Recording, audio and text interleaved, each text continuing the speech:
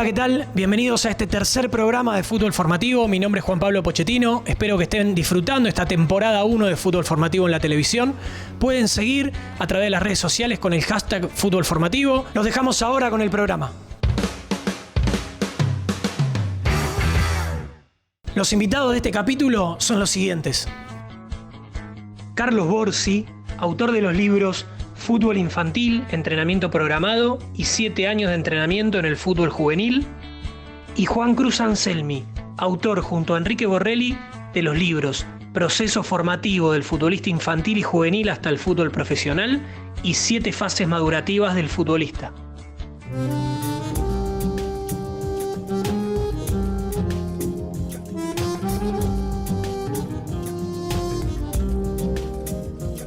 Carlos, tenemos el gusto de iniciar con vos.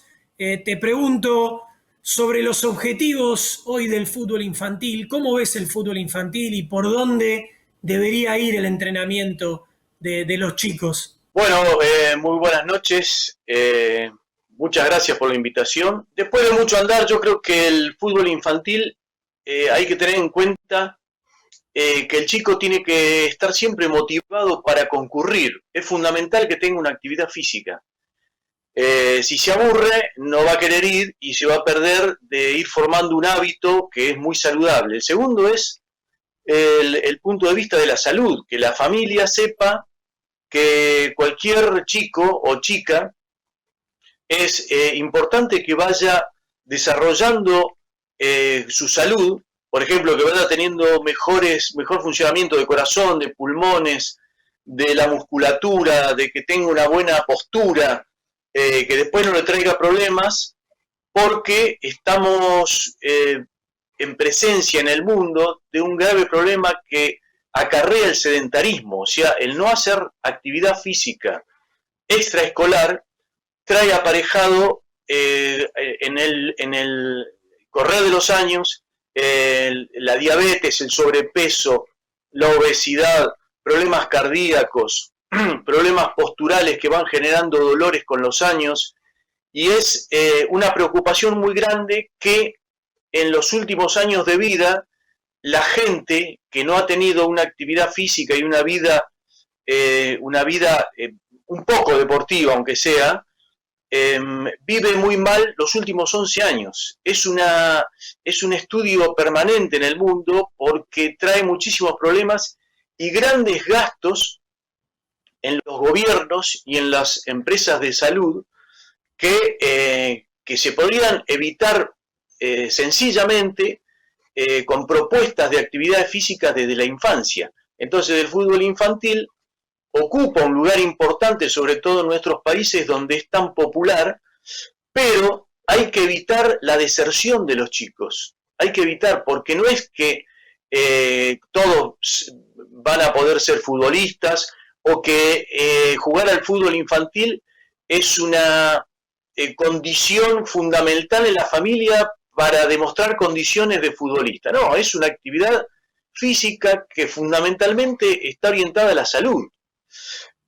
Eso por un lado. Después por el otro es un ambiente educativo por excelencia, porque además de desarrollar sus capacidades intelectuales para resolver situaciones del juego continuamente, para escuchar de los profes cómo es importante la alimentación, cómo debería ser, buscar la manera de tener conciencia de la salud, de las cosas que hay que hacer para estar cada vez mejor, de respetar normas morales en el grupo, de tener espíritu de equipo, de tener un físico cada vez más fuerte que lo va a hacer disfrutar mucho más de la actividad y que además lo va a hacer vivir plenamente muchísimos años. Juan Cruz, ¿cómo estás? Bueno, bienvenido y gracias por sumarte acá al programa de Fútbol Formativo. Buenas tardes, Juan Pablo. Bueno, es un placer participar. La verdad que te felicito por esta iniciativa que va a potenciar todo lo que es el fútbol formativo y también un placer compartir este programa con uno de los grandes profes, los grandes formadores que tenemos en Argentina. Me refiero al profe Carlos Borsi. Juan Cruz, hablando un poquito de fútbol infantil, que empezamos hablando con Carlos, te pregunto, ¿cómo es la adaptación que propone actualmente Conmebol para el fútbol infantil, que vos has sido parte también de ese proyecto? Bueno, la verdad que junto a un grupo de expertos, ¿no es cierto?, relacionados al fútbol formativo, tanto infantil como juvenil, Conmebol, a través de la Dirección de Desarrollo que encabeza Gonzalo Belloso, nos propuso hace más de 1 año y medio escribir un libro que se llama Estrategias para Selecciones Juveniles de Conmebol, y la verdad que con muchísimos maestros del fútbol sudamericano coincidíamos que una de las bases esenciales para en un futuro próximo poder contar con selecciones juveniles sudamericanas sólidas, todo debería comenzar desde el fútbol infantil, desde diferentes estrategias, por supuesto, y una de ellas es justamente la pregunta que vos haces referencia, ¿no es cierto? La importancia que tiene la adaptación, tanto en formato de entrenamiento como en formato de competencia del deporte, en este caso del fútbol, a las condiciones de los niños. Y nosotros lo que proponemos justamente en ese libro, Estrategias para Selecciones Juveniles, en uno de sus primeros capítulos, donde se menciona la importancia del fútbol infantil como base de sustentación del fútbol juvenil y del fútbol profesional, presentamos una adaptación de los formatos de juego que básicamente se subdivide en 2 periodos. Entre los 6 y los 9 años proponemos un juego de 5 versus 5 en 35 por 22 metros, y a partir de lo que sería la fase 2 y 3, me refiero de 10 a 12 años, un juego más ampliado, 8 versus 8, en 65 por 40. En definitiva, lo que buscamos es una progresión metodológica desde los 5 o 6 años hasta lo que es el fútbol juvenil, para que ese futbolista principalmente sea estimulado de mejor manera desde 2 aspectos. Primero, con un mayor volumen de contacto técnico con el balón, y por otro lado, enriquecer esa experiencia situacional en ámbitos de juego adecuados a los niños, ¿no? Juan Cruz, ¿qué otro aspecto crees que es fundamental pensando justamente en el desarrollo del fútbol infantil? Mira, Juan Pablo, aparte del factor clave que es la adaptación del deporte al niño, en este caso el fútbol, cuando digo de adaptación me refiero a adaptar el deporte a 4 aspectos que son esenciales, ¿no es cierto? Las condiciones físico-motrices, las técnico-coordinativas, la comprensión táctica del juego en las determinadas fases madurativas, y por supuesto todo lo que tiene que ver con lo neurocognitivo y socioafectivo. Por un lado eso es esencial, pero también es muy importante la formación de formadores, es decir, formar, capacitar cada vez mayor cantidad y en mayor calidad especialistas orientados a lo que es la formación del fútbol infantil entre los 5, 6 hasta los 12, 13 años, porque considero que esa es una de las bases esenciales, ¿no es cierto? ¿Quién va a llevar adelante ese proceso de formación? Y en ese sentido también Sudamérica creo que está dando pasos muy firmes de crecimiento y desarrollo en lo que es la formación de formadores justamente para esta etapa formativa infantil.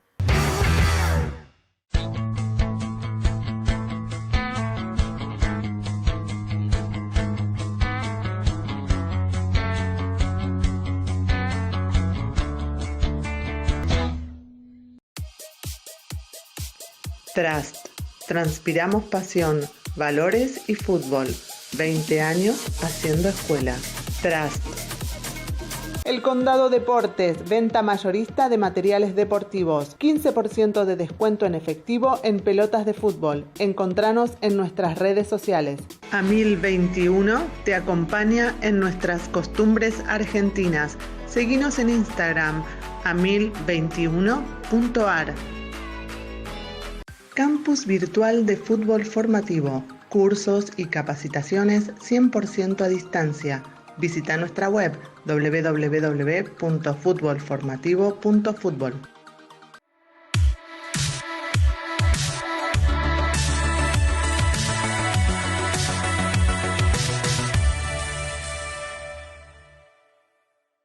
Alejandra Salazar, psicóloga deportiva. Consultas al 54911 6255 1972 www.alejandrasalazar.com.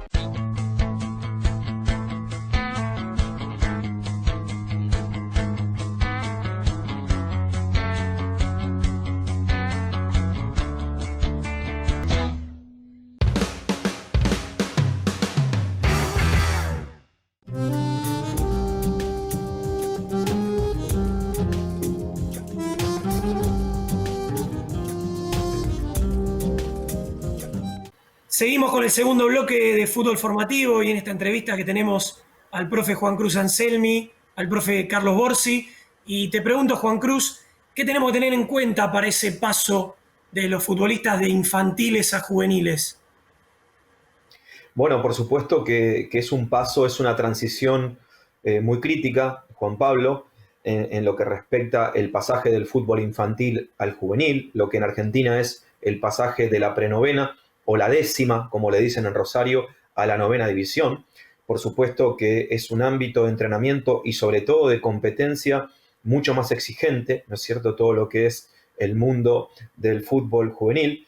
Y por supuesto hay que tener 3 o 4 aspectos muy controlados. Uno de ellos, a mi entender, es el proceso de control y evaluación de lo que es la maduración biológica del chico, entre los 12, 13 años hasta los 14, 15. Es una etapa de muchos cambios, de muchas modificaciones biológicas, morfológicas, físicas en los chicos, y es donde se produce en la novena, en la octava división, en una misma categoría, niveles de crecimientos y desarrollos muy heterogéneos, es decir, que tenemos una diversidad muy amplia dentro de una misma categoría, y creo que es un aspecto a tener muy en cuenta. Y por supuesto, lo segundo está relacionado a los niveles de competencia, ¿no es cierto? El chico se inserta en un nivel competitivo mucho más exigente, desde lo cognitivo, desde lo técnico, desde lo físico, y por supuesto para eso es clave, es importantísimo, una muy buena formación y preparación en lo que es la etapa previa, ¿no es cierto? Lo que es el gran periodo infantil. Carlos, te pregunto, ¿qué referencias tenemos hoy para poder planificar en cuanto al fútbol, las capacidades en los chicos, en los juveniles? Bueno, mi referencia siempre fue el rendimiento de los mejores jugadores del mundo, adultos. Por lo tanto, hay que lograr desarrollar en momentos previos del profesionalismo esos valores, porque es una referencia concreta. No es entrenar por entrenar. Entonces, a medida que son más chicos, uno tiene que ir regulando la exigencia como para que cuando lleguen a edades previas al profesionalismo no les quede muy lejos el rendimiento. Entonces, tanto en fuerza, como en potencia, como en resistencia, como en velocidad, uno tiene referencias firmes de los mejores jugadores del mundo. O sea que tenemos muy en claro la orientación del trabajo e ir intentando lograr el desarrollo del rendimiento en cada una de ellas, como para que cuando se acerquen los momentos, por ejemplo, 18 años, no estemos muy lejos de eso, porque si no después es muy complicado. Y el jugador, para jugar en primera, tiene que ser muy fuerte de estructura, muy rápido, con una resistencia alta como para adaptarse al juego y con una velocidad que es por donde va el rendimiento del fútbol actual. O sea que no es entrenar por entrenar e ir todos los días. Hay que obtener rendimientos determinados para que el futbolista sepa que va a tener posibilidades y sepa hacia dónde va el entrenamiento. Lo mismo ocurre con la técnica, lo mismo ocurre con la táctica, lo mismo ocurre con las capacidades mentales. O sea, un jugador que no es fuerte mentalmente para jugar, ya sea por resolver rápido en el juego y para sobreponerse a situaciones de mucho estrés, va a tener muchos problemas para adaptarse y quedar en el plantel de primera. El que es muy fuerte físicamente y mentalmente, si además de saber jugar tiene muy buena técnica, juega con los mejores del mundo, sin duda. O sea, no es una casualidad y una suerte jugar con los mejores del mundo. Tiene que tener todos los rendimientos muy altos como para adaptarse a esa competencia. Y esa es la referencia que uno tiene.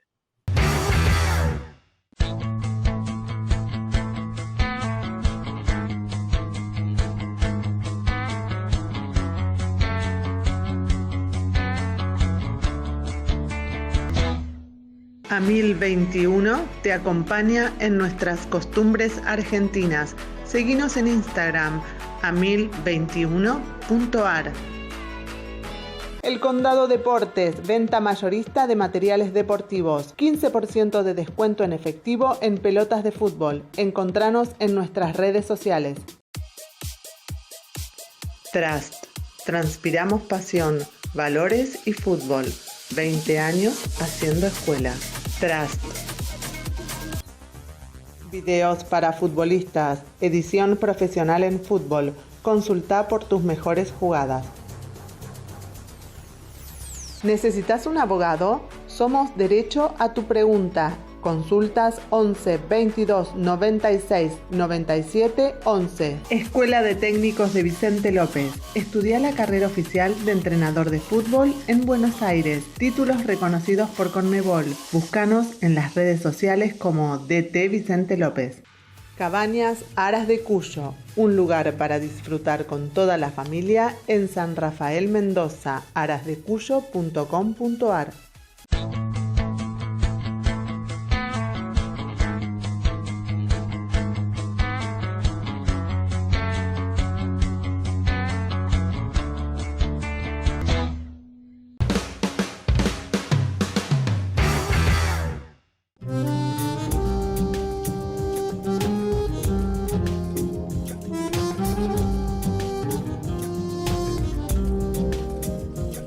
Llegamos al último bloque de la entrevista compartida con el profesor Carlos Borsi, con el profesor Juan Cruz Anselmi.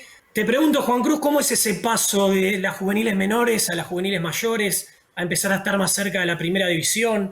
¿Cómo es hoy Sudamérica y Argentina comparándolo con Europa? ¿Cómo ves ese proceso, Juan Cruz?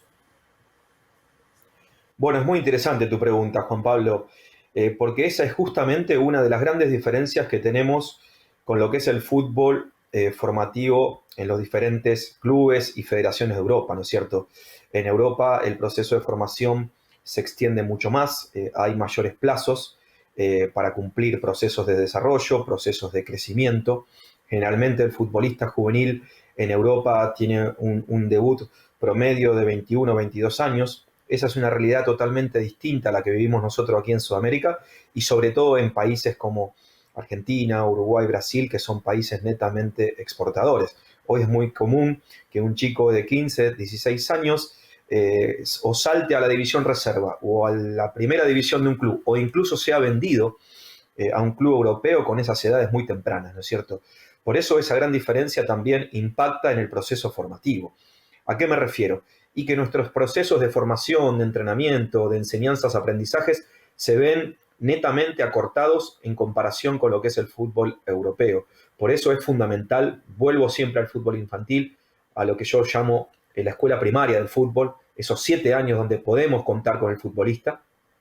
Y por supuesto, los 3 primeros años de fútbol juvenil, me refiero a 14, 15 y 16 años, son esenciales en la formación. ¿Por qué? Porque es muy probable que aquel futbolista destacado o de alto nivel sea solicitado o por la primera división de los clubes en los cuales trabajamos o, como me ha sucedido en los últimos clubes en los cuales he estado, Independiente, Argentinos, Newell's Old Boys, que lógicamente son vendidos al fútbol europeo con esas edades tempranas. Por eso digo que nuestro proceso de formación juvenil se ve acortado y también eso impacta directamente en los procesos de formación que nosotros tenemos, los cuales en muchos casos nos vemos obligados a acelerar ciertos procesos formativos desde lo físico, desde lo técnico, desde lo táctico y también desde lo mental. Juan Cruz, te agradezco por tu tiempo, por compartir tus experiencias acá con toda la gente y bueno, a seguir trabajando y ojalá que dentro de poco esté apareciendo un nuevo libro también junto con Enrique Borrelli. Muchísimas gracias, Juan Pablo. Nuevamente te felicito por esta iniciativa, por este proyecto que, como el nombre lo dice, ¿no? Fútbol formativo no solamente está orientado a los chicos, sino también a uno de los temas que tocamos en la charla, ¿no es cierto? Formar a los formadores, como dice el gran maestro Grifa, formar a los que enseñan, ¿no es cierto? Que es un paso esencial de todo este hermoso proceso formativo, tanto desde el área infantil como juvenil. Así que lo celebro, te felicito y bueno, fue un placer también compartir esta charla con un gran maestro de nuestro fútbol formativo como lo es el profe Carlos Borsi. Un abrazo grande para todos.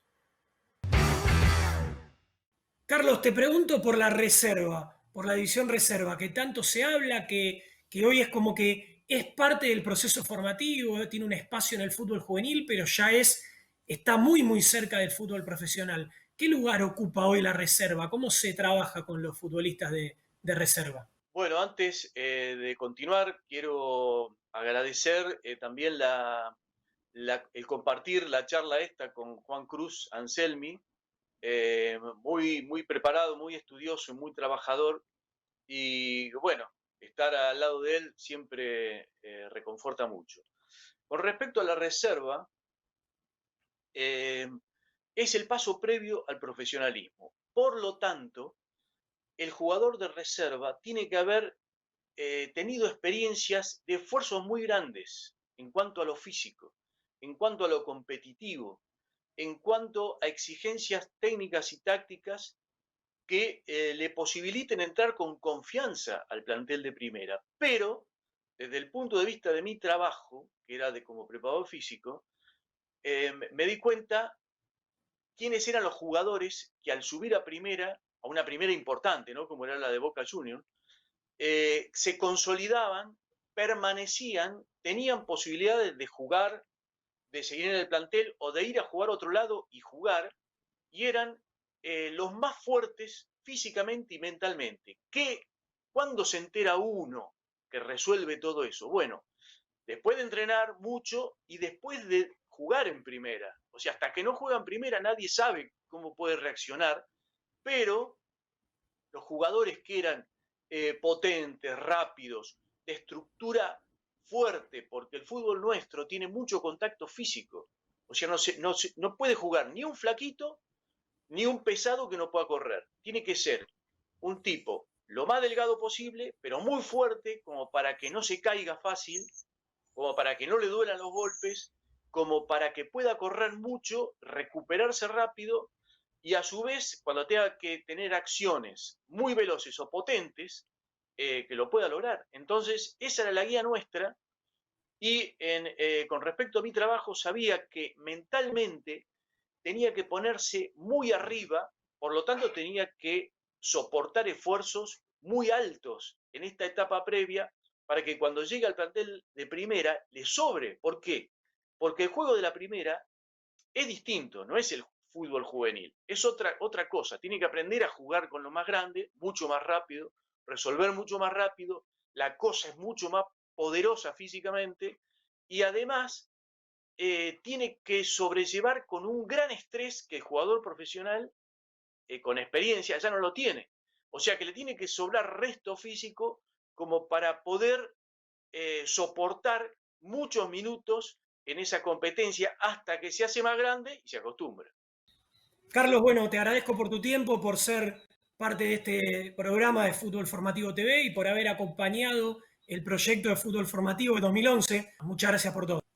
Bueno, muchas gracias a vos, Juan, y quería agregar una sola cosita, que es que para tener mejores futbolistas hay que entrenar mucho más, que fue lo que hicimos nosotros en la época en Boca, que teníamos varios doble turnos más, por lo menos en la parte física, porque si no, no podíamos lograr lo que uno quería. Muchas gracias y a seguir así.